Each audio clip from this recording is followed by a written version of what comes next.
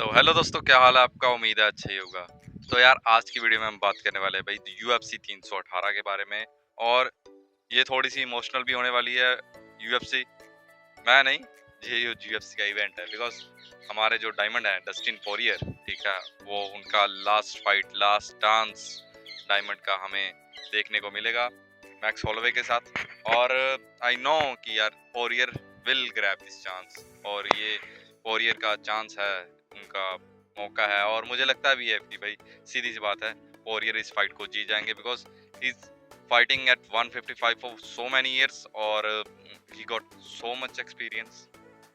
Number 1 contender की list में वे होने चाहिए थे। बिकॉज उनके लेवल का बंदा 155 में एक इस्लाम है और एक ओलिवेरा, कुछ टॉप लाइट वेट्स हैं। लेकिन पोरियर की जो एक्यूरेसी है, मैंने पहले भी अपने शॉर्ट्स में कहा है और वीडियोस में कहा था, डैट इज अनबिलीवेबल। और जैसे वो फाइट करते हैं, और मैक्स होलोवे की ड्यूरेबिलिटी, किसी को एक फाइट से जज करना सही या गलत नहीं हो सकता। बिकॉज सही इसलिए नहीं हो सकता बिकॉज आप इलिया टिपोरिया की फाइट को ऐसे जज नहीं कर पाएंगे, ठीक है। बिकॉज कई बार हम कह देते हैं, लेकिन अगर कोई दूसरा फाइटर आए और उसका एक गुड लक पंच लग जाए इलिया टिपोरिया को, तो टिपोरिया के साथ भी ये सेम कंडीशन हो सकती है।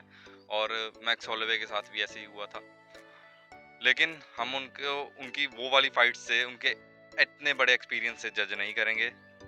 लेकिन आई थिंक दैट जो डस्टिन पोरियर है वो इस फाइट को भाई ग्रैब कर जाएंगे, और ये फाइट थोड़ा सा 4th या 5th राउंड तक भी जा सकती है। और ये फाइट बहुत ही बढ़िया होने वाली है भाई। Because both are elite striker. कोई भी ग्राउंड गेम के लिए नहीं जाएगा। Ground game is not bad, आप टेक डाउन करते हैं, आपको एडवांटेज मिलता है। लेकिन they both love to strike, they both love to fight one on hands. So it will be a banger, और it's a fight that carries that card. अब ये फाइट है जो पूरा ही कार्ड को लेके चल रही है। हम बात करेंगे अब को मेन इवेंट की, पोलो कोस्टा और रोमन की। और I think that polo Costa इस फाइट को जीत जाएंगे। बिकॉज एक डायलॉग था, मुझे मेरी जीत से जज मत करो, मुझे मेरी हाथ से जज करो। और पोलो कोस्टा जिन दो बंदों से हारे हैं UFC में, that was they were champions, they were top contenders. So Roman के साथ आई थिंक पोलो कोस्टा हैं जो इस फाइट को जीत जाएंगे।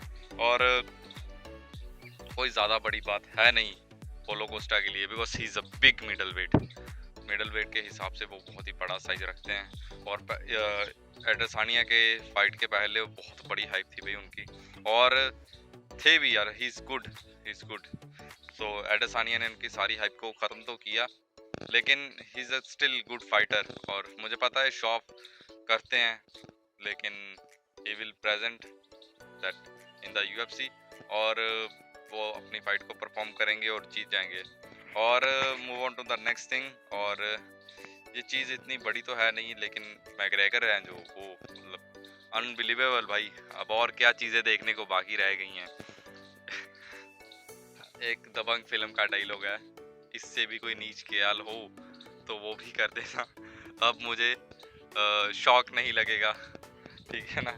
तो सीधी सी बात है, मैग्रेगर ऐसे बंदे हैं, इज अनएक्सपेक्टेड यार। वो कुछ भी कर दे वो बंदा, मतलब वो ट्रेंडिंग में आ ही जाता है, और अपनी फोटो की वजह से ट्रेंडिंग में है। मतलब इट्स अ, मैं नहीं कहूँगा कि ये, मुझे ये बात सुन के इतना शौक नहीं लगा। बिकॉज आई नो कि बंदे का जो बिहेवियर होता है वो कैसा होता है, स्पेशली बंदों का बिहेवियर जैसा होता है इतनी सब चीज़ों पाने के बाद, वो कैसा होता है। सो कल को कोई और UFC फाइटर की भी लीक हो सकती है। सो इट्स अ थिंग, वो किसी के भी साथ हो सकती है। लेकिन जिसने लीक की है, सिंगर ने, लगता है उनको सीधी सी बात है। अब मैं क्या कहूँ इसके बारे में, हर एक का अपना अपना जो होता है, एक्सपीरियंस होता है।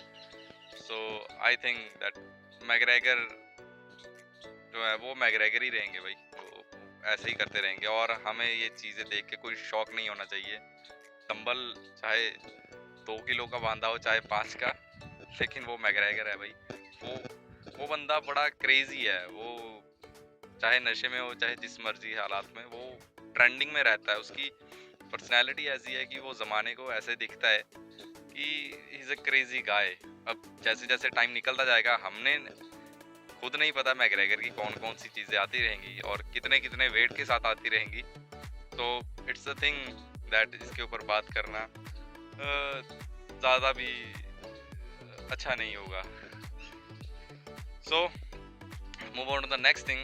हमारी जो डेना वाइट हैं वो कंफर्म कर चुके हैं कि McGregor is officially in the testing pool, और ऑब्वियसली हमें पता है that he will return at White House और माइकल चैंडलर के साथ प्रोबेबली वो फाइट करेंगे।